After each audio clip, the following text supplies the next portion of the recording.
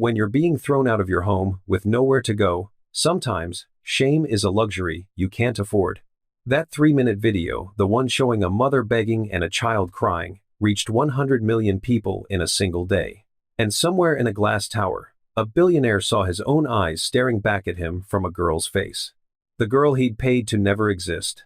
The daughter he'd spent 15 years pretending wasn't his. Alicia Hendricks had scrubbed floors for 9 hours straight. And her knees still ached when she climbed the stairs to their third-floor apartment. She smelled like industrial cleaner and desperation, a scent she'd become too familiar with over the past 3 months. The yellow paper taped to the door stopped her cold. Final notice of eviction. Vacate premises by 4 p.m. today. Her hands shook as she tore it down. She'd known this was coming. She'd begged for more time twice already, had promised Mr.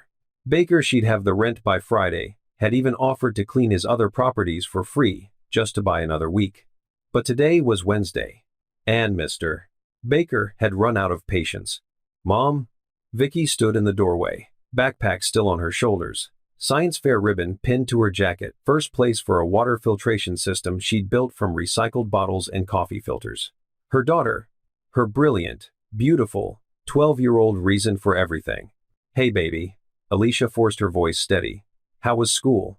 But Vicky's eyes had already found the notice crumpled in her mother's fist. "We have to leave," Vicky said quietly. Not a question, a conclusion. That's how her daughter's mind worked, always 3 steps ahead, always solving problems nobody asked her to solve. "We're going to figure this out," Alicia whispered, pulling her close. "We always do." Except this time, she had no idea how. Mr. Baker arrived at 3:47 p.m. with 2 men in gray coveralls and a sheriff's deputy who looked uncomfortable. "Miss Hendricks," Baker said, not meeting her eyes. "I need you and your daughter out of the apartment, now." He was a thin man in his 60s, with liver spots on his hands, and a voice that had gone flat from delivering bad news too many times. He wasn't cruel, he was just tired of people who couldn't pay. "Please," Alicia said, hating the sound of her own begging. "1 more week. I have a new job lined up. I just need—" "You said that last month," Baker gestured to the 2 men. "Start with the living room." That's when Vicky stepped between them. "You don't have to do this," she said, her voice shaking but clear. "We're not bad people. My mom works harder than anyone I know. She's just—" "Vicky, don't." Alicia touched her daughter's shoulder. But Vicky pulled out her phone. "What are you doing?" Alicia whispered urgently. "Maybe someone will hear us," Vicky said, her thumb already hovering over the record button. "Maybe someone will care." "Sweetheart, no. Too late." The red dot appeared. Recording. Vicky held the phone steady, pointed at Mr. Baker, at the 2 men already hauling their couch through the door, at the deputy standing silent and useless in the hallway. "My name is Vicky Hendricks," she said into the camera, her voice cracking. "I'm 12 years old. This is my mom, Alicia. We're being evicted today because we're 3 months behind on rent. My mom works 2 jobs, she's never missed a day. But it's still not enough." The phone turned toward Alicia, and Alicia felt her soul crack open. Because her daughter's eyes, those bright, hopeful, heartbreaking eyes, were filming the exact moment Alicia had failed her. "Now, before we go any further, I need you to understand something. This isn't just a story about eviction or viral videos. This is about the moments when life strips away everything we've built and forces us to choose. Do we hide in shame, or do we let the world see us? If you've ever been that woman, the one who held her head high even when the world— are women who survive, women who fight, women who refuse to disappear. And what happens next? It's going to shake you. By 4:30 p.m., everything they owned sat in trash bags on the sidewalk. Their couch, Vicky's science fair project, the box of photo albums Alicia had kept from when life still made sense, a lamp with a broken switch. Clothes folded in garbage bags because they'd never been able to afford real luggage. Vicky sat on the curb, phone in her lap, staring at the screen. "What are you doing?" Alicia asked, exhausted beyond words. "Uploading it." "Vicky, no." "Mom, what do we have to lose?" And that question, so simple, so devastating, left Alicia with no answer at all. Vicky's thumb tapped the screen. "Post." That night, they stayed at the New Mercy Women's Shelter on the east side, a place Alicia had once dropped off donations, never imagining she'd one day need a bed there herself. The room smelled like disinfectant and old sadness. 2 twin beds, with sheets washed thin. A single window facing a brick wall. Vicky curled up beside her, phone glowing softly in the dark. "How many?" Alicia whispered. "Views?" "Yeah." Vicky's voice was small. 43,000. Alicia closed her eyes. 43,000 people had now seen the worst day of her life. "Go to sleep, baby." But Vicky was already asleep, the phone still in her hand. By morning, the number had grown. 10 million. By noon, 27 million. By 6, reposted by celebrities, and featured on every major platform. Heartbreaking. Mother and daughter evicted. 1 2-year-old films their struggle. Viral video exposes housing crisis, young girl's plea moves millions. Who is Vicky Hendricks? The girl whose eviction video broke the internet. Alicia sat in the shelter's common room, staring at her daughter's phone, feeling like she was watching her life become a spectacle she couldn't control. Vicky sat beside her, knees pulled to her chest. "I'm sorry, Mom," she whispered. "I just thought maybe someone would help." Alicia pulled her close. "You have nothing to be sorry for." But inside, Alicia felt raw and exposed. The whole world was watching them now, and she had no idea what came next. What she didn't know, what she couldn't possibly know, was that at that exact moment, 2,400 miles away in a glass tower that touched the clouds, someone else was watching too. Edward Lamb sat in his corner office on the 47th floor of Lamb Innovations, barely listening as his CFO droned on about quarterly projections. His phone buzzed. A text from his assistant. "This is trending everywhere. Thought you should see it." Attached was a link. Edward clicked it absently, expecting another viral moment he'd forget in 5 seconds. The video loaded. A young girl's face filled the screen, tear-streaked, determined, desperate. "My name is Vicky Hendricks. I'm 12 years old. This is my mom, Alicia." The camera panned, and Edward's entire world stopped. That face, older, tired, thinner than he remembered, but unmistakable. Alicia, the woman he'd loved 15 years ago, the woman he'd paid to disappear, the woman he'd forced himself to forget because forgetting was easier than facing what he'd done. His eyes snapped back to the girl. The way she bit her bottom lip when she was nervous, the slight fidget with her left hand, the emerald flecks in her brown eyes. He knew those eyes. He saw them every morning in the mirror. Edward's hands began to tremble. The CFO stopped mid-sentence. "Sir, are you all right?" Edward didn't answer. He watched the video 3 more times. Then he stood, walked to the window, and stared out at the city he'd conquered, the empire he'd built on ambition, ruthlessness, and a single cold decision made 15 years ago. A decision that had just come back to find him. Because the girl in that video, the one begging the world to see her, to care, to help, wasn't just some random child going viral. She was his daughter, and he'd never known she existed. I want you to think about something for a moment. How many of us have made choices we thought were right, only to discover years later they were the biggest mistakes of our lives? Edward's about to face that truth. And if you've ever watched someone realize what they threw away, you know how devastating it can be. Hit telling me if you think he deserves a second chance. Because what happens next is going to test everything you believe. Because this story is just beginning. Edward's hand was still shaking when he replayed the video for the 8th time. The conference room had emptied an hour ago. His assistant had stopped knocking. The city lights below blurred as he stared at the frozen frame of Alicia's face. Older, exhausted, but still unmistakably her. 15 years. He'd buried her memory under mergers, acquisitions, board meetings, and carefully constructed walls. He'd convinced himself that what happened between them was a necessary sacrifice, that he'd made the rational choice. But rationality couldn't explain why his chest felt like it was caving in, or why he couldn't stop looking at that girl's eyes.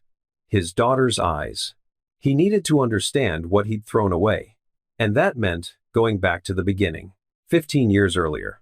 Alicia Hendricks had been 22 years old when she walked into Lamb Innovations as a summer intern, all nervous energy and oversized blazer, clutching a portfolio she'd stayed up 3 nights perfecting. She was assigned to the Humanitarian Tech Division, a small department tucked in the back corner that most executives ignored. Her job was supposed to be simple: compile data, fetch coffee, take notes during meetings. But Alicia didn't do simple. Within 2 weeks, she'd redesigned their entire water purification project proposal, caught 3 critical errors in the engineering specs, and presented a cost reduction strategy that saved the department $40,000. Edward noticed. He'd wandered into the department late one Thursday night, following the sound of frustrated muttering, and found her surrounded by blueprints, hair pulled into a messy knot, glasses sliding down her nose. "Those calculations are wrong," she was saying to herself, erasing furiously. "They're not," Edward said from the doorway. She jumped, knocking over her coffee. "Oh my God, Mr. Lamb, I didn't." "They're not wrong," he repeated, stepping closer. "They're just incomplete. You're missing the variable for water pressure in rural elevation." She blinked, then looked back at the blueprints. Then back at him. "You're right," she breathed. He smiled, the first genuine smile he'd allowed himself in months. "I usually am." That's how it started. Late nights solving problems neither of them could walk away from. Conversations that stretched until 3 a.m. The way she challenged his assumptions without fear. The way he listened to her ideas like they mattered. She made him feel human again. He made her feel seen. And somewhere between solving the world's problems and forgetting to go home, they fell. In his office 15 years later, Edward closed his eyes. He'd forgotten how she used to look at him, like he was enough, exactly as he was. He'd never found that again. Back then, their relationship was as secret, his legal team would have had a stroke if they knew the CEO was involved with an intern. But behind locked office doors, and in his penthouse where no one could see, they built something real. Or at least, Alicia thought it was real. Edward had been different then, softer, more open, less consumed by empire building. He told her about his childhood in foster care, about clawing his way out of poverty, about the fear that if he stopped moving forward he'd fall back into nothing. "You're already enough," she'd whispered one night, tracing the tension in his shoulders. "You don't have to prove anything." He'd kissed her forehead. "With you, I almost believe that." Almost. But not enough. When Alicia discovered she was pregnant, she'd been terrified and hopeful in equal measure. She practiced the words for 3 days. Imagined his reaction. Told herself that the man who held her at night, who laughed at her terrible jokes, who looked at her like she hung the stars that man would choose them. She was so young, so foolishly hopeful. The meeting happened in his office on a Tuesday morning. She'd barely gotten the words out, "Edward, I'm pregnant," before his face changed. The warmth drained. The walls went up. The CEO replaced the man she loved. "How far along?" His voice was clinical. 8 weeks. He walked to his desk, pulled out his checkbook, started writing. "This should cover everything," he said, sliding it across the glass surface. "Medical expenses. Relocation. Whatever you need to handle this quietly." Alicia stared at the check. $250,000. Her hands went numb. "Handle this?" she repeated slowly. "Alicia." He wouldn't meet her eyes. "I'm in the middle of the biggest merger of my career. The board is watching everything I do. If this gets out, you'd have to be a father," she finished, her voice breaking. "I'm 29 years old. I'm building something that could change millions of lives. I can't." He stopped, swallowed. "I can't do this right now." "Right now," she echoed. "When would be a better time, Edward? After your next billion? After you've conquered the world? Don't make this harder than it has to be." She stood, legs shaking, picked up the check, stared at it for one long moment, then tore it in half. "You need to disappear," Edward said quietly, finally looking at her, but his eyes were empty. "Take some time. Start over somewhere else. I'll make sure you have references, connections." "You're asking me to disappear." The words tasted like acid. "I'm asking you to be realistic." Alicia grabbed her bag, walked to the door, stopped with her hand on the handle. "I hope your empire keeps you warm at night," she whispered. She never looked back. Edward opened his eyes in the present, his reflection staring back at him from the dark window. He told himself for 15 years that he'd made the rational choice, that Alicia had moved on, found someone else, built a different life. But the girl in that video told a different story. She'd kept their child, raised her alone, And now, they were homeless. While he'd built his empire on the ashes of the family he'd destroyed, the shelter's lobby had become a circus by morning. News vans lined the street. Reporters pressed against the glass doors. Camera flashes erupted every time someone entered or left. Miss Hendricks.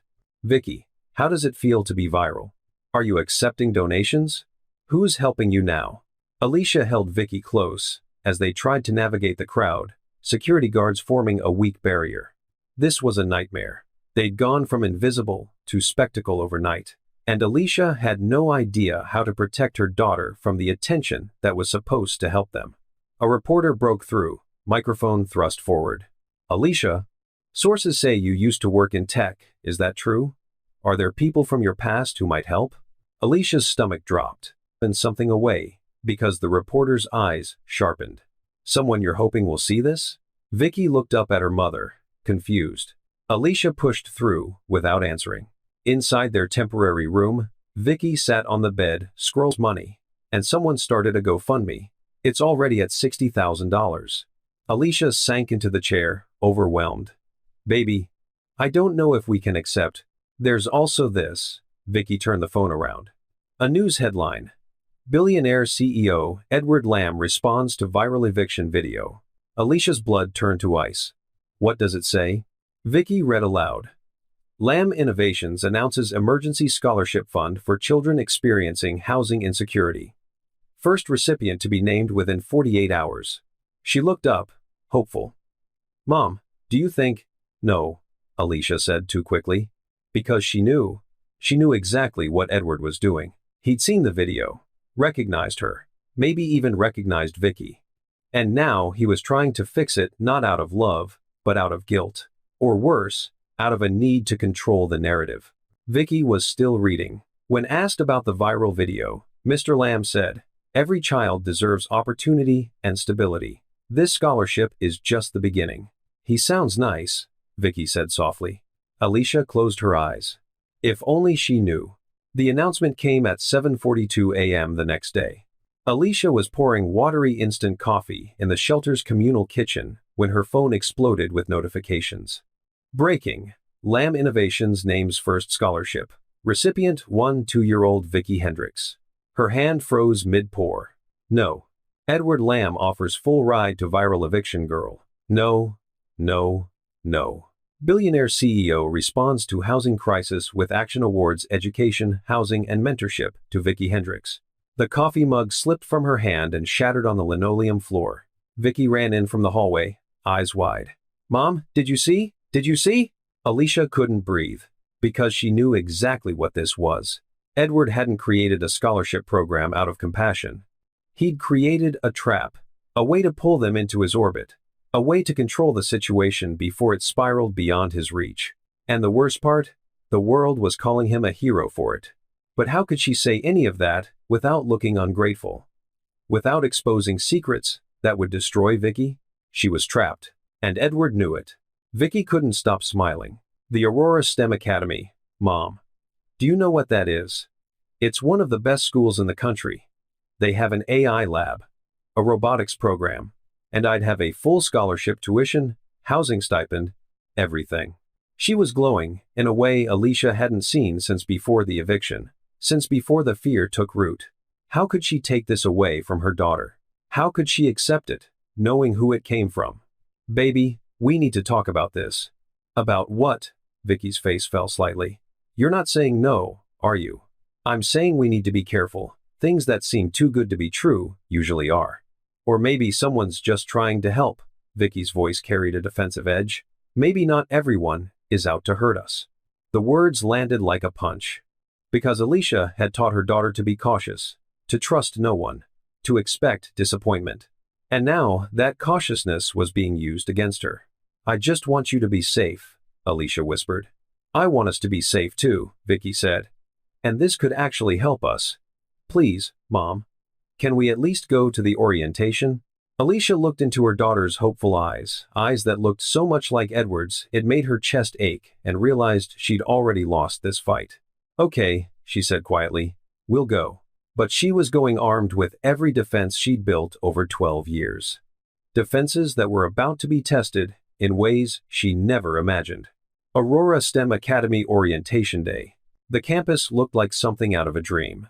Modern glass buildings surrounded by manicured gardens. Students laughing on benches with tablets and textbooks. A massive atrium with a 3-story digital waterfall displaying coding sequences. Vicky pressed her face to the car window, speechless. They'd been sent a car, a sleek black sedan with leather seats, and a driver who called Alicia, "Ma'am." Even that felt like Edward's doing. A subtle reminder that he could give them comfort they'd never afford on their own. "Welcome to Aurora Academy," the driver said, pulling up to the main entrance. "Orientation begins in the Grand Hall. Mr. Lamb requested I inform you that he'll be in attendance." Alicia's stomach twisted. Of course he would be. She helped Vicky out of the car, smoothing down her daughter's dress, the nicest thing they owned, bought secondhand 3 years ago, and already too short. They climbed the marble steps toward the entrance. And that's when Alicia saw him. Edward Lamb stood at the top of the stairs, hands in his pockets, looking more human than she'd ever seen him. No entourage, no assistants, no carefully managed press appearance. Just him. Salt threaded through his dark hair now. Lines around his eyes that hadn't been there 15 years ago. But still him, still the man who'd once made her believe in futures that didn't exist. Their eyes met, and the world stopped. All the anger, the hurt, the years of struggling alone, it all rushed to the surface.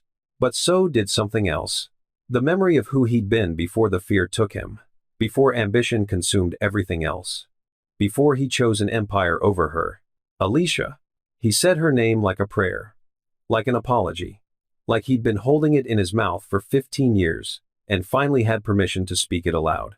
Vicky looked up at her mother, confused. "Mom, you know him?" Alicia's throat tightened. "Yes, sweetheart, a long time ago." Edward descended the stairs slowly, like he was approaching something fragile. "Thank you for coming," he said, voice unsteady. "I wasn't sure you would."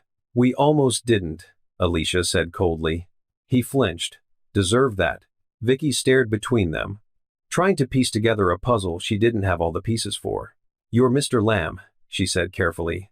"The one who created the scholarship." "I am."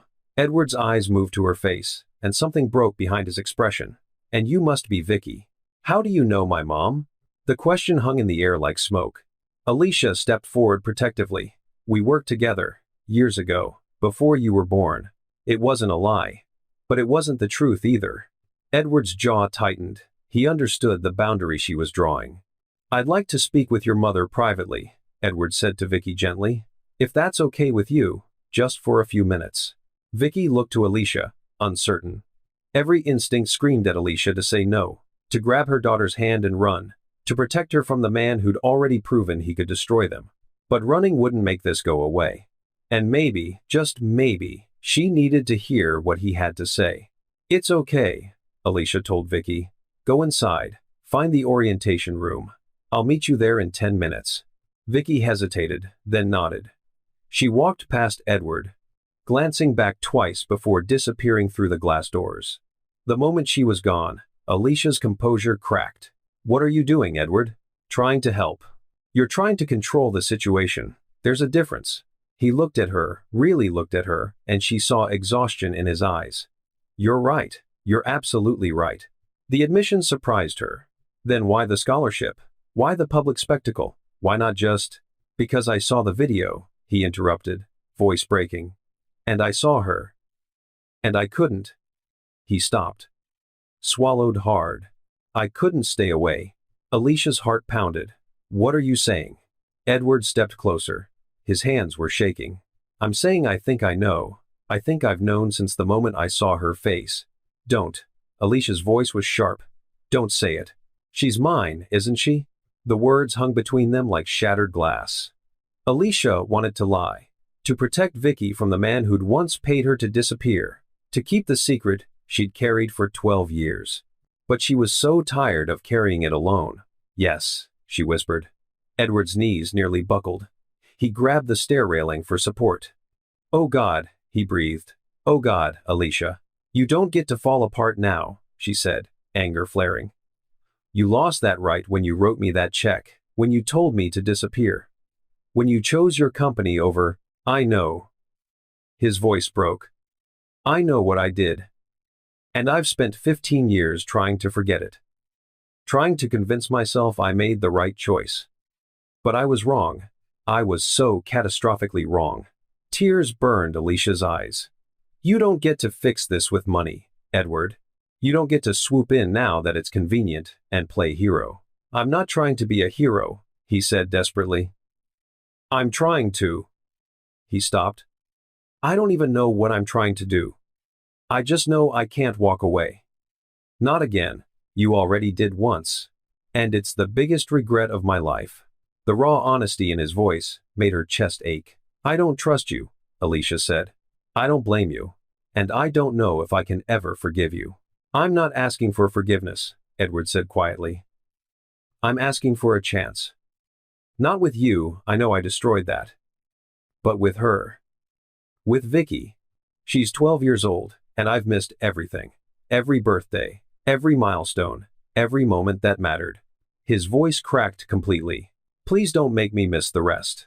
Alicia stared at him, this powerful man who'd built an empire, who commanded boardrooms, who'd once been untouchable, now standing before her, completely undone.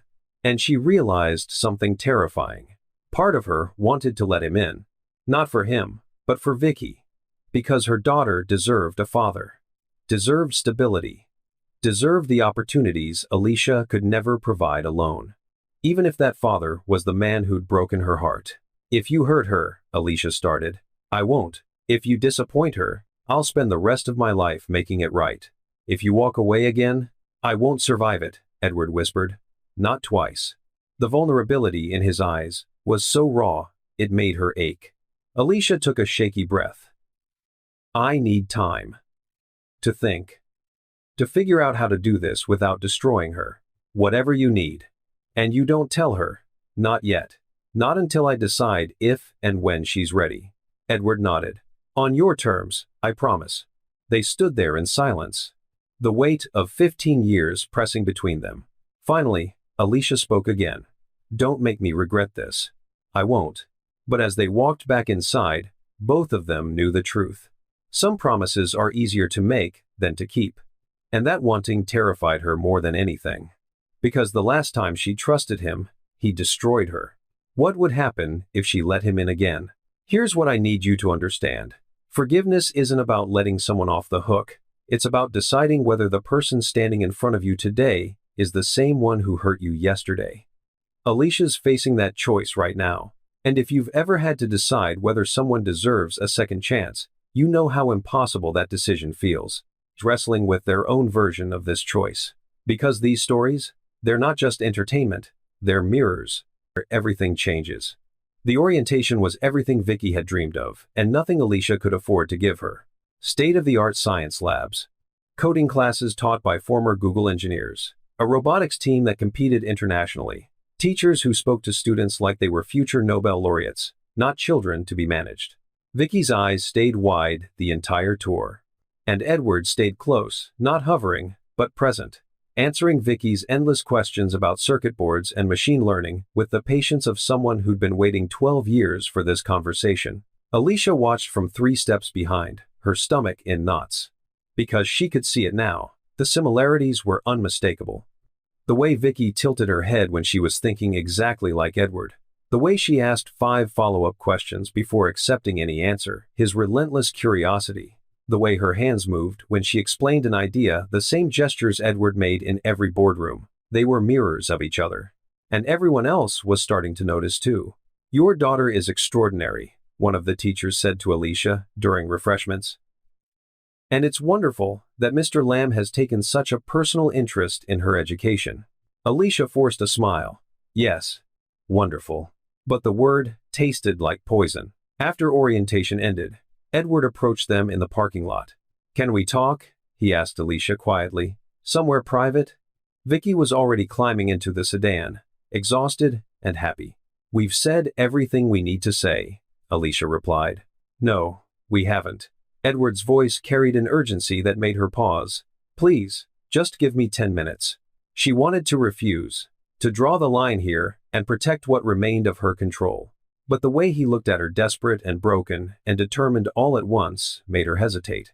Fine. 10 minutes. They walked to the far end of the parking lot, out of earshot. Edward spoke first. I need to help you, beyond the scholarship. We don't need your help.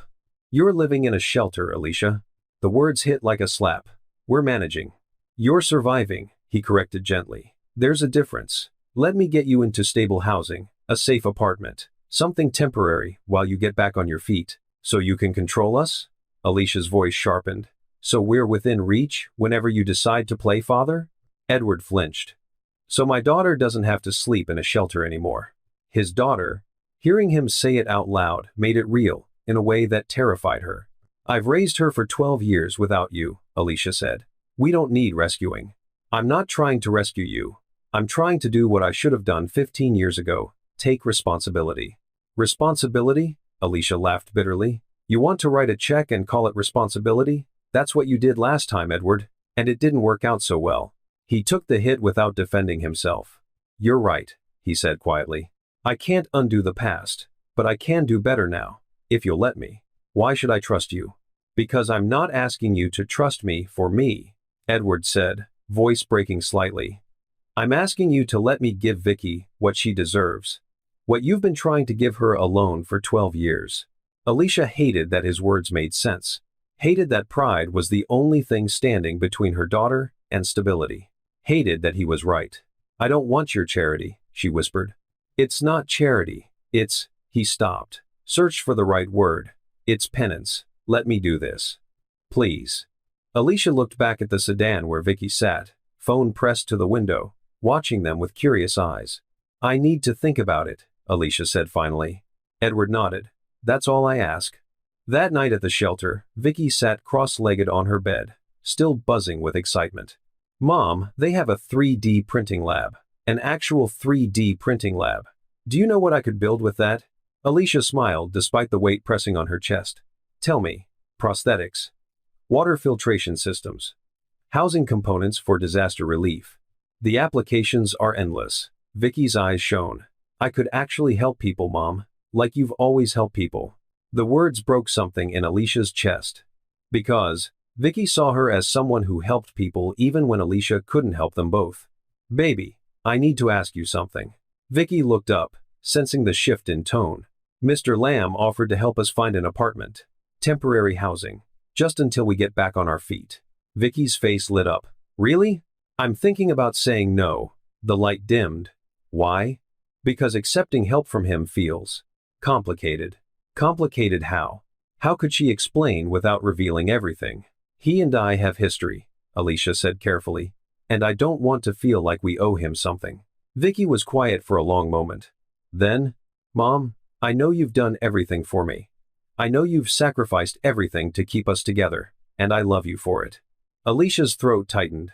But maybe, Vicky continued softly, just this once, it's okay to let someone help us. I'm tired of seeing you work so hard, just to stay afloat. And if Mr. Lamb wants to help, and he's not asking for anything in return, maybe we should let him.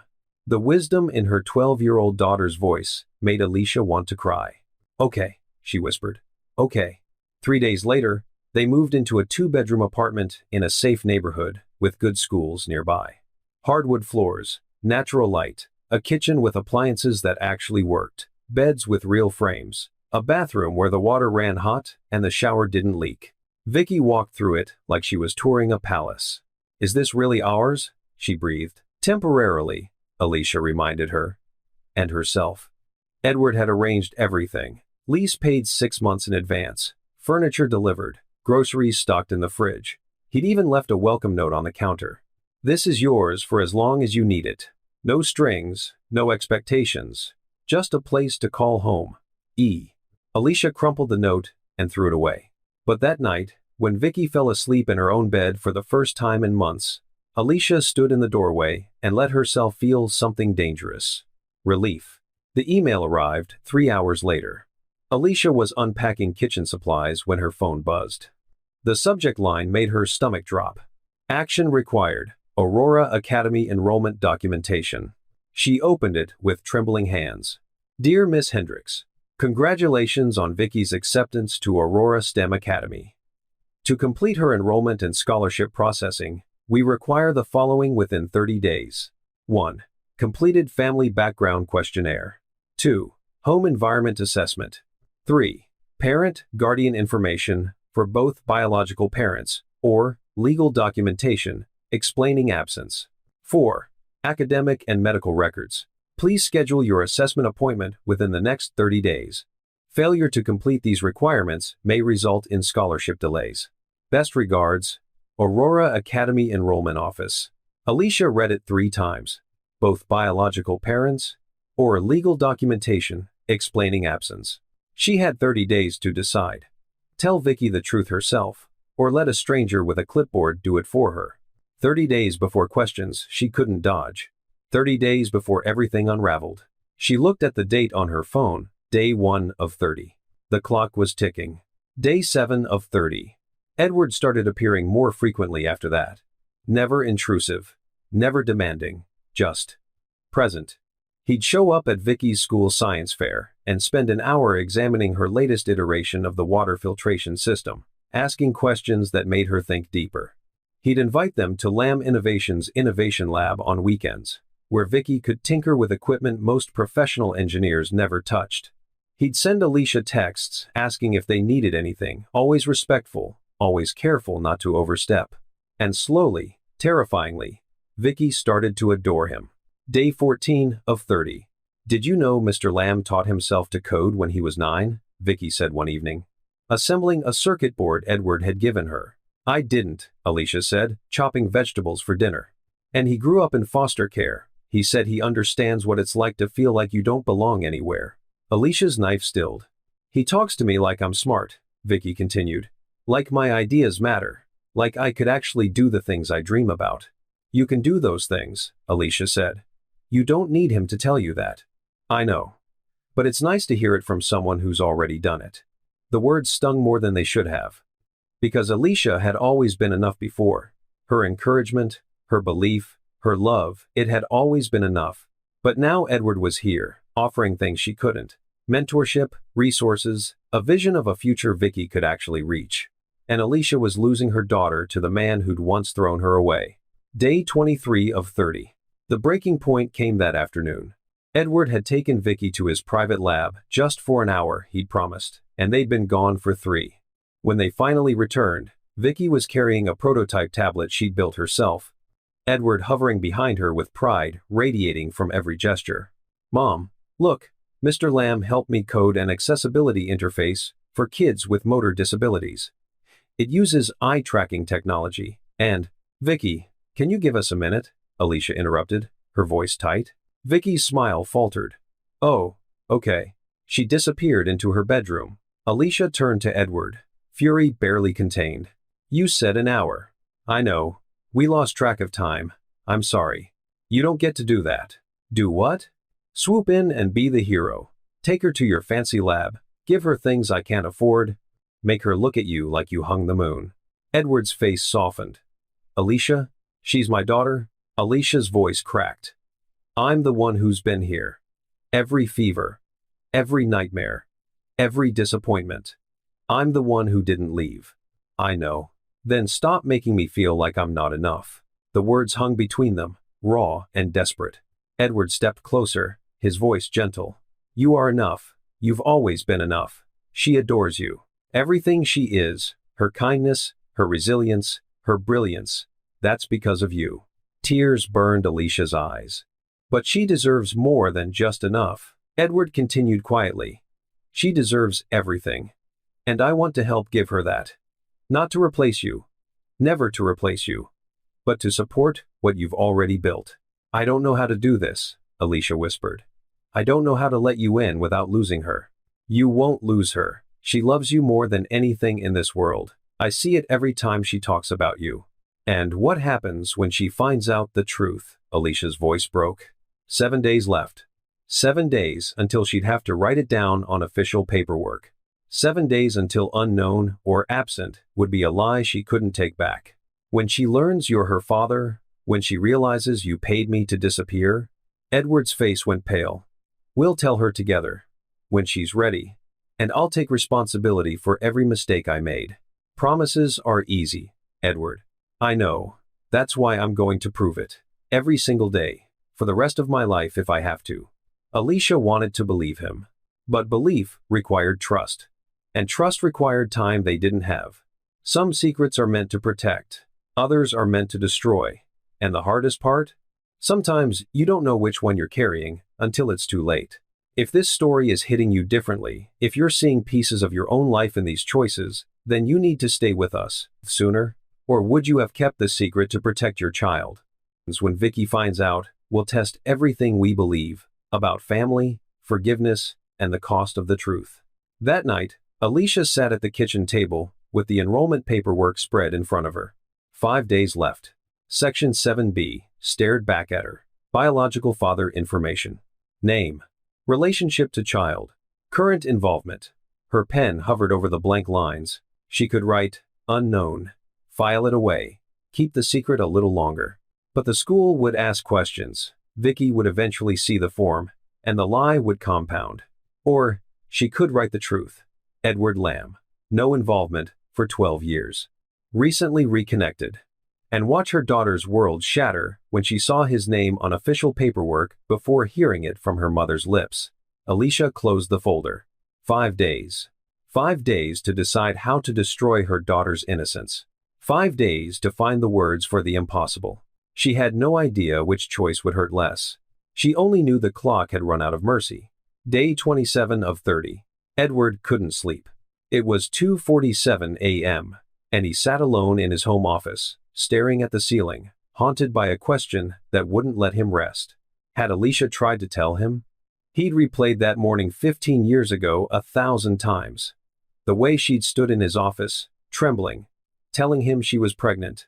The clinical coldness with which he'd written that check. The way she'd torn it in half and walked out. But what if there was more? What if she'd tried to reach him after? What if someone had stopped her? He picked up his personal phone, dialed his head of security. Marcus, I need you to pull something for me. Personnel records from 15 years ago. Specifically, anything related to Alicia Hendricks. Communications, exit interviews. Anything she might have left behind. A pause. Sir, those archives are. I don't care if you have to break into storage. I need them. Tonight. Understood. Edward returned to his desk and waited, watching the clock with the obsessive focus of a man who'd built empires on impatience. The files arrived at 3:34 a.m. Marcus appeared at his home office door, holding a weathered manila folder. You're not going to like what's in here, Marcus said quietly. Edward's hands shook as he opened it. Employment termination forms, exit paperwork, standard HR documents.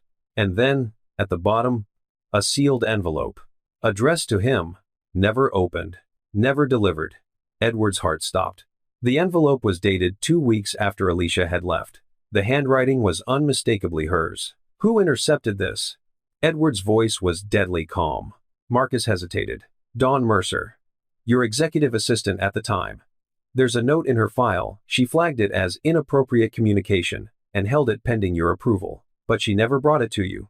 Where is Dawn now? Still with the company. VP of Strategic Communications. Edward stared at the envelope for a long moment. Then he tore it open. Edward, I'm writing this because I owe you the truth, even if you don't want to hear it. I'm pregnant.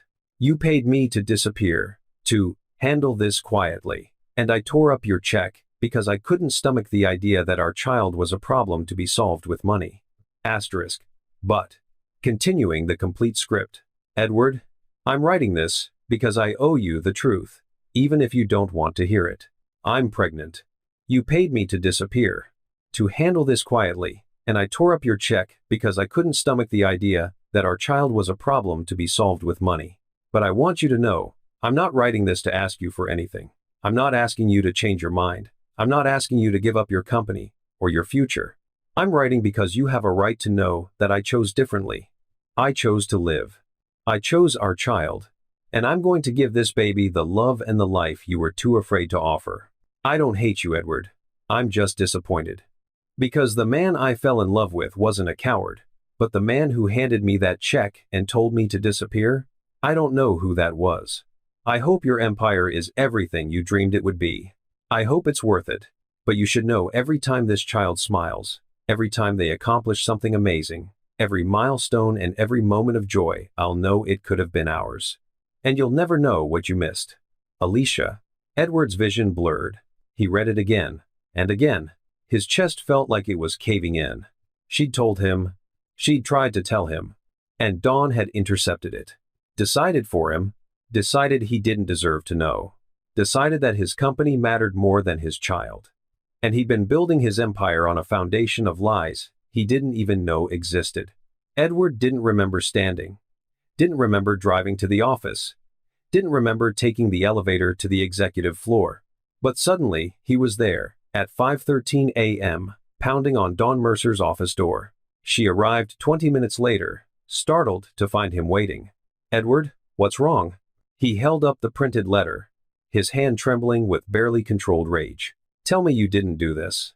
Dawn's face went pale as she recognized the document. "Edward, I can't explain. You intercepted a letter telling me I had a child. You made the decision without asking me that I didn't deserve to know. You were in the middle of the biggest merger of your career. You were barely sleeping. The press was watching your every move. I was trying to protect you." "From what?" Edward's voice echoed through the empty hallway. "From my own daughter? From the truth?" Dawn's composure cracked. "From making a mistake that would have cost you everything you'd worked for. I had a daughter, Dawn. For 12 years, I've had a daughter, and you decided I didn't have the right to know. You told Alicia to disappear," Dawn shot back. "You paid her to go away. I thought I was honoring your wishes. My wishes were made in fear and stupidity. But that letter would have changed everything." "Would it?" Dawn challenged. "Honestly, Edward, if I'd given you that letter 15 years ago, would you really have chosen her over the merger? Over Lamb Innovations? Over everything you'd built?" The question hit him like a physical blow. Because he didn't know. And that uncertainty was the most devastating answer of all. "Get out of my building," Edward said quietly. Dawn's eyes widened. "Edward, you're done. Consider this your termination. Effective immediately. You can't do this." "I just did." Edward walked away, leaving her standing in the hallway, the weight of her decision finally crashing down on both of them. Dawn stood alone in the empty corridor, her career crumbling around her. 15 years of loyalty. 15 years of protecting him from himself. 15 years of making the hard choices he was too weak to make. And this was how he repaid her? By firing her for saving his company? She walked to her office, cleaned out her desk with shaking hands, found the business card she'd kept in her drawer for years, a reporter who'd once promised her that if she ever had a story worth telling, he'd pay top dollar. Dawn pulled out her phone. The text was simple. "I have information about Edward Lamb's scholarship recipient. The real story. Interested?" The response came in seconds. "Very." "How much?" Dawn stared at her phone. She could destroy him, expose the truth before he controlled the narrative, make him pay for throwing her away like she was nothing. Or she could walk away with her dignity intact. Her finger hovered over the keyboard. Then she pressed send. "Meet me tomorrow. And bring a contract." If Edward wanted the truth out, she'd make sure it came out on her terms. Vicky had always been observant. It was one of her gifts, the ability to notice details others missed. The micro-expressions, the hesitations, the things people didn't say. And lately, she'd been noticing something about Edward Lamb. The way he looked at her sometimes like he was memorizing her face, like he was apologizing for something he couldn't speak aloud. Like every moment with her carried the weight of years he'd lost. At first, she thought maybe he was just awkward around kids. But this felt different. This felt personal. It was a Saturday afternoon in the Innovation Lab, their usual weekend ritual. Edward had cleared the space just for her, sending his engineers home early so Vicky could work without interruption. She was soldering a circuit board for her wind turbine project, and Edward stood nearby, pretending to review blueprints, but really just watching her work. "Mr. Lamb?" He looked up. "Yes?" Vicky set down her soldering iron carefully, turned to face him, and asked the question that had been building for weeks. "Why do you look at me like you're apologizing for something?" Edward froze. "I don't," he started. "You do," Vicky interrupted gently. "All the time. Like you're sad and sorry and scared all at once, and I don't understand why." Edward's carefully constructed walls began to crumble.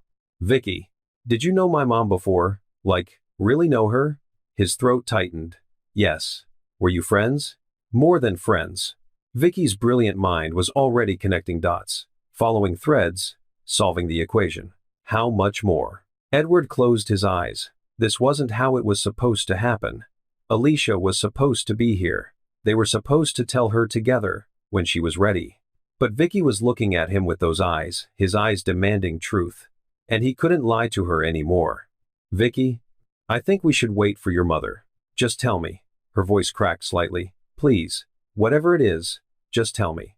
Edward sat down on the workbench, suddenly exhausted. I loved your mother, he said quietly. 15 years ago, we worked together, and I fell in love with her, in a way I've never loved anyone before or since. Vicky's face paled. What happened? I got scared. I was building my company, and I thought I had to choose between my future and her. So He swallowed hard. I chose wrong. You left her. I sent her away, he corrected, the words tasting like ash. I was a coward. Vicky's hands were shaking. Why are you telling me this? Edward looked at her, this brilliant, beautiful girl, who had his stubborn curiosity and his nervous habits and his relentless need to understand everything. Because you asked. And because you deserve the truth. What truth? Edward took a breath that felt like drowning. I'm your father, Vicky. The words hung in the air like broken glass. Vicky's face went white. Her mouth opened, but no sound came out. Time seemed to stop. Then, what? I'm your father, Edward repeated, his voice breaking. She stood up so fast her chair fell backward. No. Vicky. No, that doesn't, you can't be. Her breathing quickened. Does Mom know? Edward nodded, tears already forming. Yes.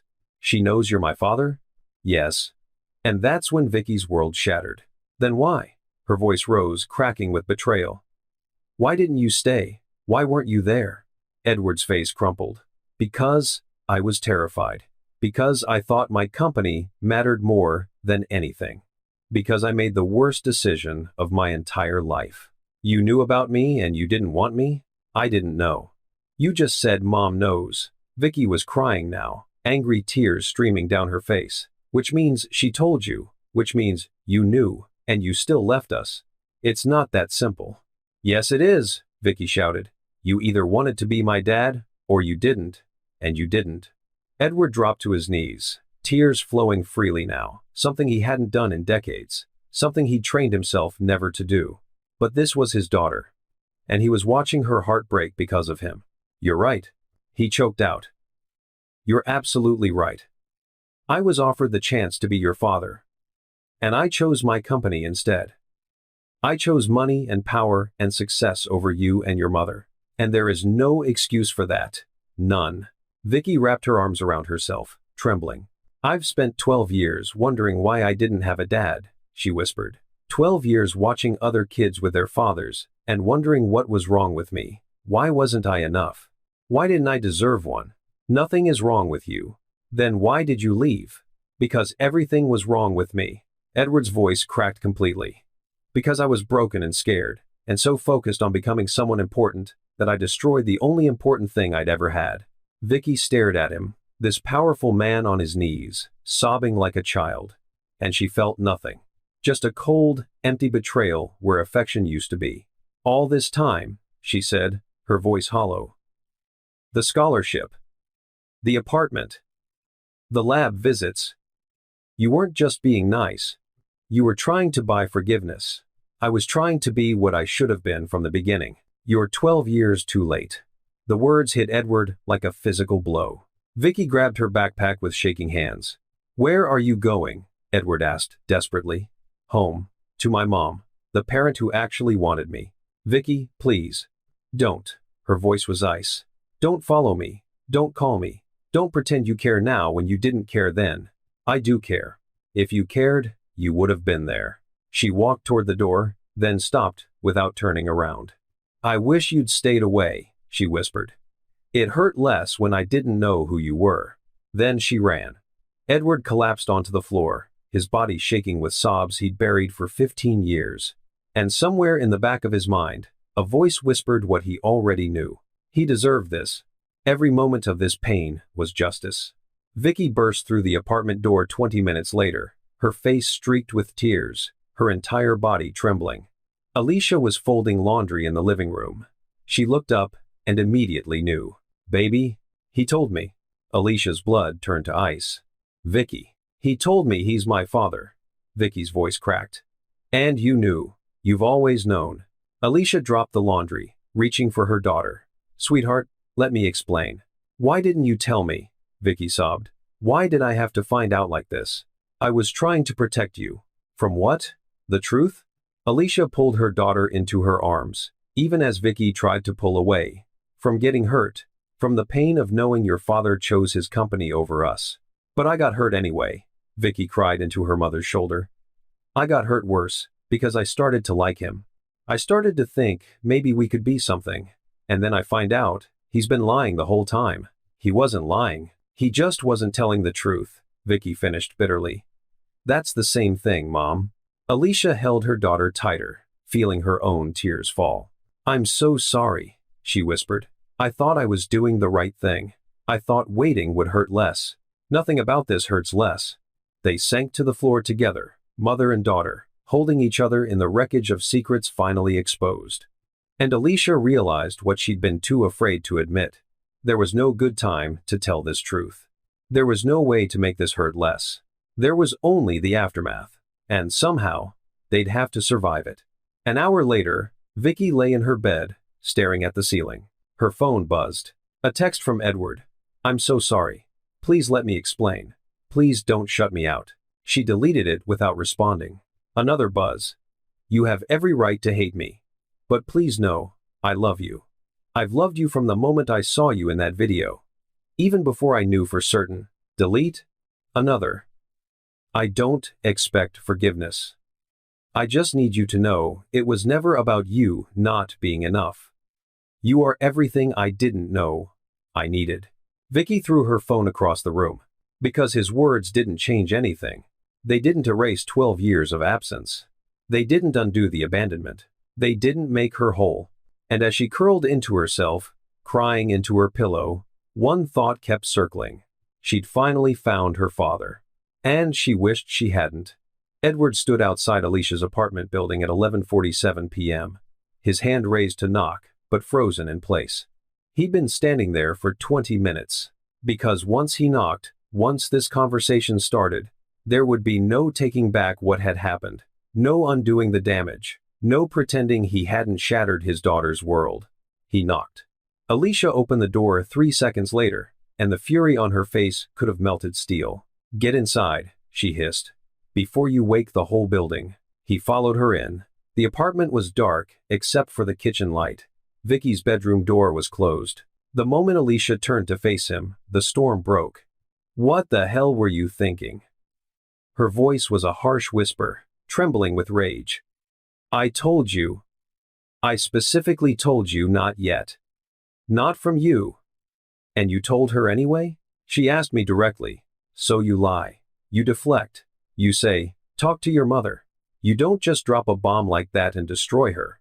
Edward's composure cracked. She was looking right at me, asking why I looked at her like I was apologizing. And I couldn't lie to her face anymore. "So instead you traumatized her?" Alicia's hands were shaking. "Do you have any idea what she's been like for the past 6 hours? She's been crying in her room. She won't eat. She won't talk to me. She deleted every text you sent.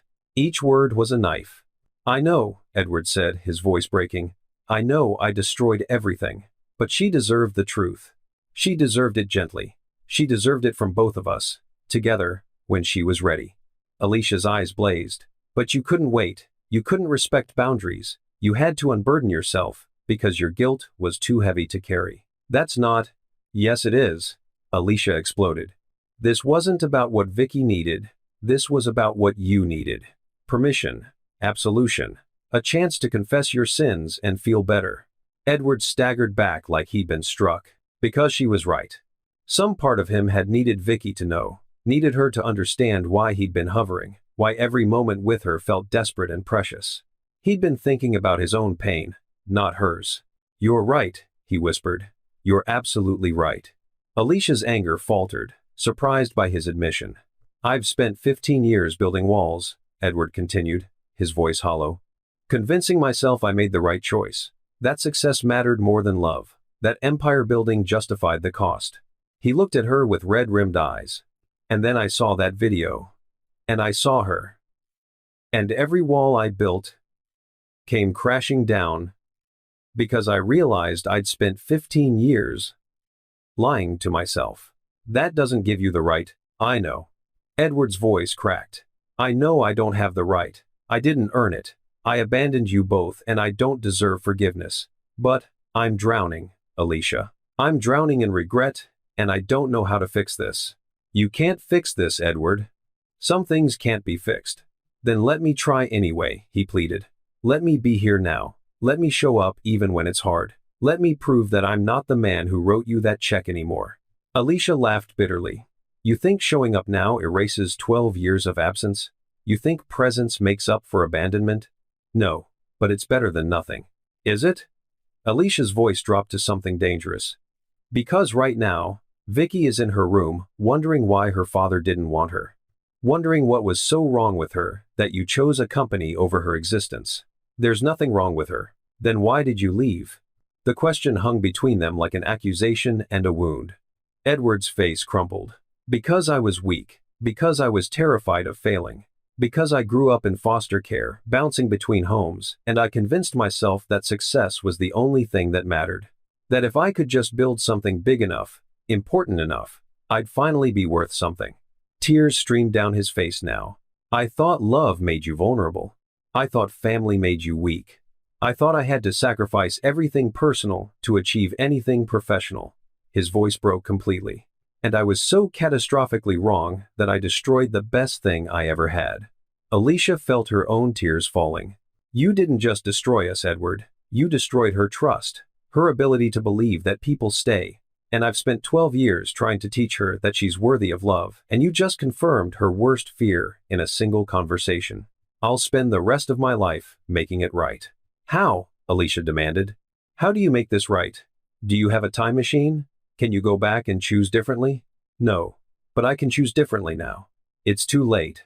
It's not, Edward said desperately. She's 12. She has her whole life ahead of her, and I can be there for it. For graduations and heartbreaks, and achievements and failures. I can be the father I should have been from the beginning. She doesn't want you. The words hit him like bullets. I know, but maybe someday she will. Maybe if I prove I'm not going anywhere. Maybe if I show her that I've changed. Maybe if I. Maybe isn't good enough. Alicia's voice rose. She needed you to be certain 12 years ago. She needed you to fight for her. And you didn't. Edward sank into a chair, defeated. I know. Silence filled the apartment. Then, quietly from the hallway, I heard everything. They both spun around. Vicky stood in the shadows, her face pale and tear-streaked, wearing the oversized shirt she slept in. Baby, Alicia started. Is it true? Vicky asked Edward, her voice small. That you grew up in foster care? Edward nodded, unable to speak. And you were scared of failing? Another nod. Vicky's face twisted with confusion and pain. But you're a billionaire. You built one of the most successful companies in the world. How could you be scared of anything? Edward's voice was barely a whisper. Because success was all I had. And I thought, if I let myself love you, if I let myself need you, I'd lose focus. I'd become weak. I'd fail. So you chose not to love me at all. The accusation was devastating in its simplicity. I chose wrong, Edward said, his voice breaking. And I can't undo it. But Vicky, please believe me when I say it was never about you not being enough. You are perfect. You are brilliant and kind and everything I didn't know I needed. The failure was mine. Only mine. Vicky's lip trembled. How do I know you won't leave again? Because leaving you the first time almost killed me. And now that I know you, now that I've seen who you are, leaving would actually finish the job. But you didn't know me then, and you still left. Edward had no answer for that. Because she was right. Vicky looked between her parents, the mother who'd never given up, and the father who'd given up before she was born. I don't know if I can forgive you, she whispered. I'm not asking you to, Edward said. Not yet, maybe not ever. I'm just asking for the chance to show up, to be here, to prove that I can be better than the worst thing I've ever done. Vicky was quiet for a long time. Then, I need time. Take all the time you need. And I need you to understand something. Her voice was stronger now. You don't get to be my dad just because you want to. You have to earn it. Every single day. I know. And I'm going to be angry for a while. I'm going to be hurt. And you don't get to rush me through that. I won't. And Mom gets the final say. On everything. Because she's the one who's been here. Edward looked at Alicia, who stood frozen, watching this exchange with tears streaming down her face. Agreed, he said. Whatever your mother decides, I'll respect it. Vicky nodded slowly. Then she walked back to her room and closed the door. Edward and Alicia stood in the silence, the weight of what had just happened settling over them. She's incredible, Edward whispered. I know. You raised her right. I had to, Alicia said quietly. I was the only one there. The words weren't cruel, just true. And truth was the hardest thing to swallow. 3 weeks later, Vicky still wasn't speaking to Edward. But she hadn't blocked his number either. And she read every text he sent, even if she didn't respond. Good morning. I hope you have a great day at school. I saw an article about sustainable architecture you might like. No pressure to read it. Just thought of you. Your mom mentioned you're working on a new project. I'd love to hear about it someday. When you're ready. Alicia watched her daughter's face soften slightly with each message. It wasn't forgiveness, but it wasn't rage anymore either. It was something in between, something fragile and uncertain and maybe, possibly, hopeful. The invitation arrived on a Tuesday. Aurora STEM Academy Annual Scholarship Gala, featuring keynote address by Edward Lamb and remarks from first-year scholarship recipients. Vicky held the embossed card in her hands, her heart racing. They want me to speak, she said quietly. Alicia looked up from her laptop. Do you want to? I don't know. They want me to talk about what the scholarship means to me. About opportunity and gratitude. And, she trailed off. About Mr. Lamb. The name still caught in her throat. Not my father, not Edward, just Mr. Lamb. You don't have to go, Alicia said. But what if I want to? Alicia set down her work. Then we'll figure out what you want to say. Vicky was quiet for a moment. Then, what if I told the truth? Which truth? All of it. That he's my father, that he left, that he came back. That I don't know if I can forgive him, but I'm trying. Alicia's breath caught. Baby, that's a very public way to. I'm tired of secrets, Mom. I'm tired of pretending he's just some nice billionaire who felt sorry for us. People should know the truth. And you think you're ready for that? Vicky looked at her mother with eyes far older than 12. No, but I don't think I'll ever be ready. So maybe I should just do it anyway. What Vicky didn't know was that 3 reporters in town for the gala had received an anonymous tip that morning. Edward Lamb's scholarship recipient is actually his secret daughter. He abandoned her mother 13 years ago. The whole thing is damage control. The source was untraceable, but the reporters were already digging.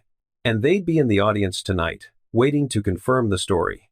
Dawn Mercer watched from her new apartment across the city, a glass of wine in hand, wondering if she'd just made the biggest mistake of her career. Or the smartest move. The ballroom was packed. 500 people in evening wear, tech executives, education administrators, wealthy donors who liked seeing their money do visible good. And at the center of it all, Edward Lamb stood backstage, straightening his tie for the 15th time. He'd given hundreds of speeches, commanded boardrooms, negotiated billion-dollar deals without breaking a sweat. But tonight, his hands were shaking. Because Vicky was speaking, and he had no idea what she was going to say. The program began with the usual formalities. Welcome remarks. A video about Aurora Academy's impact. Applause for generous donors. Then Edward took the stage.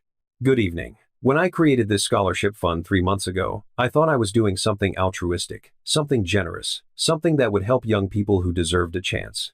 He paused, his eyes finding Alicia in the 3rd row. But the truth is, I was trying to fix something broken in myself.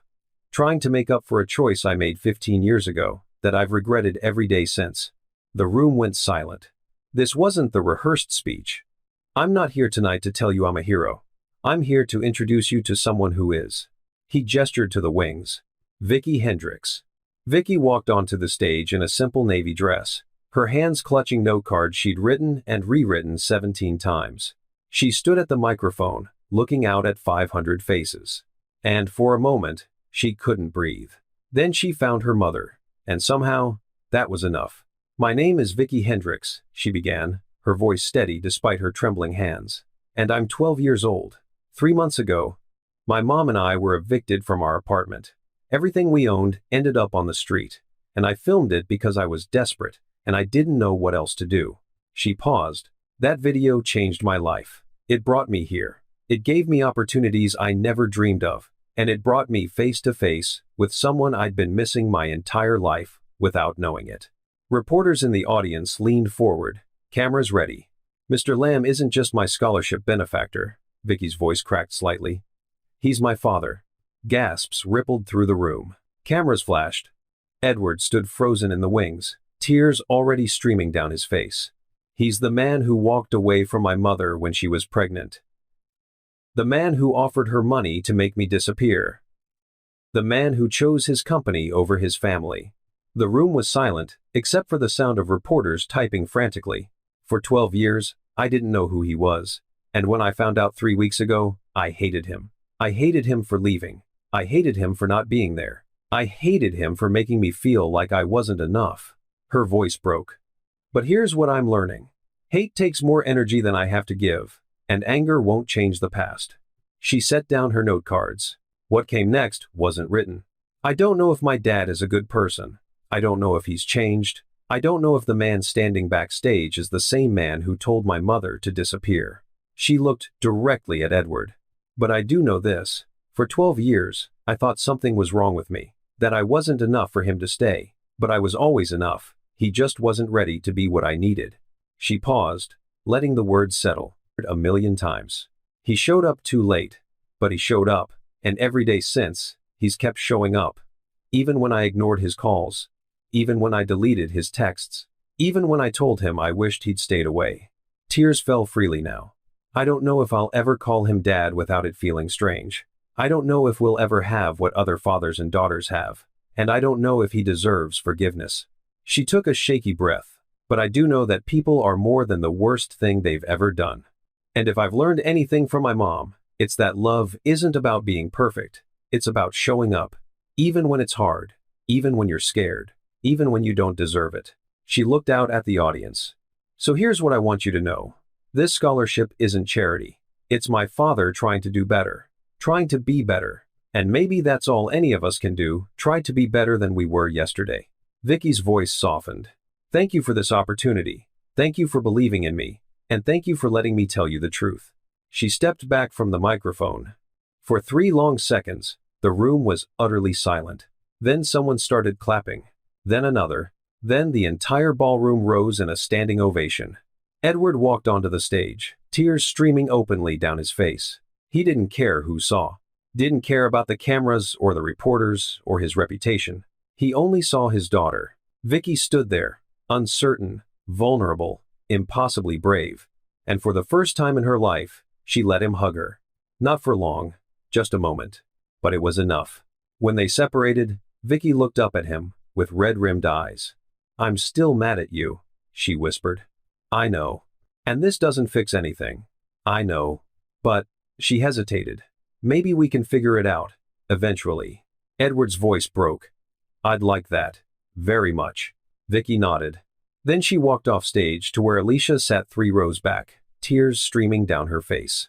Not tears of pain this time. Hope. Backstage, Edward found Alicia and Vicky in the green room. That was, he couldn't find words. "Honest," Alicia finished. "Brave," Edward added.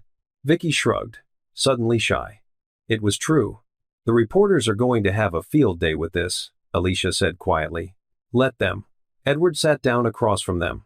"The truth is out now. No more secrets, no more hiding." Vicky looked between her parents. "What happens now?" Edward and Alicia exchanged a glance. "Now," Alicia said carefully, "now we figure it out. Day by day. No grand promises, no perfect plans, just showing up." "That's it?" Vicky asked. "That's everything," Edward said. And somehow, sitting in that green room with the chaos of the gala continuing outside, the 3 of them began to believe it might be true. If you're still here, you understand something most people don't. Forgiveness isn't about the person who hurt you. It's about the person you become when you decide whether to carry that weight forever or set it down. Vicky just made her choice. And it wasn't easy. And it wasn't clean. And it wasn't perfect. But it was hers. Like this video if you believe people can change. Over yet. We're about to see what happens when broken people try to build something new. The headline appeared everywhere. Billionaire CEO's secret daughter speaks out. A story of abandonment, forgiveness, and second chances. But for once, Edward didn't care about the headlines. Because Vicky had texted him that morning, "Science fair today at 2 p.m., if you're free." If he was free, he'd canceled 3 board meetings for this. 3 months after the gala, the media frenzy had finally died down. But the story remained. The billionaire who'd abandoned his daughter, the mother who'd raised her alone, and the girl who'd chosen grace over revenge. It was messy. It was complicated. And it was theirs. Edward stood in the school gymnasium, watching Vicky explain her disaster relief water filtration prototype to a panel of judges. She was 13 now, taller, more confident, still brilliant, still kind, still everything he'd almost missed. Alicia stood beside him, arms crossed, protective as always. "She's good," Edward said quietly. "She's always been good. You're just finally here to see it." The words weren't cruel anymore, just true. And truth had become the foundation they built on. The judges asked their final question. "Miss Hendricks, who inspired this project?" Vicky glanced at the audience, found Alicia first, then Edward. "My mom inspired it," she said clearly. "She taught me that helping people matters more than anything. That you show up even when it's hard. That you don't give up on people who need you." She paused. "And my dad taught me that it's never too late to become the person you should have been. That mistakes don't define you, what you do after them does." Edward's vision blurred. In the audience, Alicia reached over and squeezed his hand. Not romantic. Not forgiveness for what he'd done, but acknowledgement of what he'd become. Vicky's team won second place. She was disappointed for exactly 4 minutes. Then she spotted Edward and Alicia waiting by the doors. She ran to them. Not to Edward specifically, not to Alicia separately. To both of them, to her family. "I know why we didn't win," she said, already problem-solving. "The filtration rate was perfect," Edward interrupted. "You were perfect. Second place isn't perfect." "No," Alicia said, pulling her close. "But we are. Right here, the 3 of us. This is perfect." Vicky looked between them, the mother who'd never given up and the father who'd almost given up everything. "Yeah," she said softly. "I guess it is." 6 months later, on a Saturday afternoon, they walked through the park together. Not planned, not scheduled, just a spontaneous decision to be together. Vicky was working on a new version of her water filtration system, this time focused on communities without clean water access. Edward had committed $5 million to fund pilot programs. Alicia had enrolled in graduate school for social work, finally pursuing the degree she'd abandoned 15 years ago. They were all building something new from broken pieces. "Dad," Vicky said as they walked. Edward's heart still skipped when she called him that. She'd started using it 2 months ago, tentatively at first, then more naturally. "Yeah? I was thinking, for the summer pilot program, maybe we could go together to help install the first systems?" Edward stopped walking. "You want me to come? Well, you're funding it." And, she shrugged, "I think you should see what your money actually does. Not just on paper." "I'd love that." Vicky smiled. Then she reached out and took his hand. It was the first time she'd done that voluntarily. And Edward thought his heart might explode from the simple, devastating beauty of it. Later, when Vicky had run ahead to watch a street performer, Alicia and Edward walked in comfortable silence. "Thank you," Edward said quietly. "For what?" "For letting me try. For not shutting me out. For giving me a chance I didn't deserve." Alicia was quiet for a moment. Then, "I didn't do it for you. I know. I did it for her. Because she deserved to know her father, even if he was late. I know that too." They watched Vicky laugh at the performer's juggling act, her face bright with joy. "Do you regret it?" Edward asked. "Keeping her? Raising her alone?" Alicia didn't hesitate. Never. Not for a single second. Even though it was hard? Especially because it was hard. The hard things are what made her who she is. And she's perfect. Edward nodded. She is. They stood there, two people who'd loved each other once and destroyed each other twice, watching the daughter they'd made together become someone neither of them could have created alone. We did all right, didn't we? Edward said softly. You don't get to use we yet, Alicia said, but there was no venom in it. You've only been here a year. Fair. But, she paused, you're doing better than I expected. That's the nicest thing you've ever said to me in 15 years. Alicia smiled despite herself. Don't get used to it. Vicky ran back to them, breathless and happy. Can we get ice cream? It's 4 p.m., Alicia said. So dinner is in 2 hours. Mom, it's Saturday. And it's ice cream. Alicia looked at Edward. Did you teach her to negotiate like this? That's all you, Edward said. She's been arguing circles around people since she could talk. Fine, ice cream, but you're eating your vegetables at dinner. Deal. They walked toward the ice cream shop, Vicky between them, chattering about her project and her plans and her dreams. And Edward realized something that made his chest ache. This was what he'd been building toward his entire life. Not empires, not billions, not power. This moment, this family, this imperfect, messy, beautiful thing they were creating from the ruins of his worst mistake. Edward? Alicia's voice pulled him from his thoughts. Yeah? You're crying. He touched his face. She was right. Sorry, he looked at Vicky, then at Alicia. I can't believe I almost missed this. Missed what? This. All of it. Her. You. This life we're building. Alicia's expression softened. You did miss it. For 12 years. I know. But you're here now. I am. So stop crying about what you lost, and start appreciating what you have. Edward laughed, wiping his eyes. That's the second nice thing you've said to me. Don't push your luck. Vicky looked up at them, confused. Are you two fighting or flirting? I can never tell. Neither can we, Alicia said. And for the first time in 15 years, all three of them laughed together. That night, after Vicky had gone to bed, Edward sat in his car outside their apartment building, looking up at the lit window where his daughter slept. His phone buzzed. A text from Alicia. Thank you for showing up today. She appreciated it. Edward typed back. I'll show up every day for the rest of my life, if she'll let me. A pause. Then, I think she might. Edward stared at the message, hope and grief warring in his chest. He'd spent 15 years building an empire.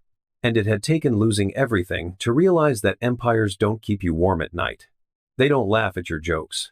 They don't take your hand while walking through the park. They don't call you dad, with hesitant hope in their voices. But family does. Even the family you almost destroyed. Even the family you're still learning how to deserve. He looked up at the window one more time. Then he started the car and drove home. Not to his daughter's home. Not yet. Maybe not ever. But that was okay. Because he was in her life now. And every day she let him show up was a gift he'd never take for granted. If you made it all the way here, you're not just watching a story. You're part of something bigger, a community that believes in second chances earned, not given. In forgiveness that costs something. In families that choose each other every who survive, children who forgive, and people who find their way home against impossible odds. Like this video if these honest, emotional stories speak to you. You're not sentimental, you're wise. And someone wrestling with forgiveness, someone wondering if it's too late, someone who needs to know that showing up matters more than someone a second chance. Did they earn it? Your story matters. I read every single one. And I promise I'll keep showing up too. Now go hug someone you love. And remember, it's never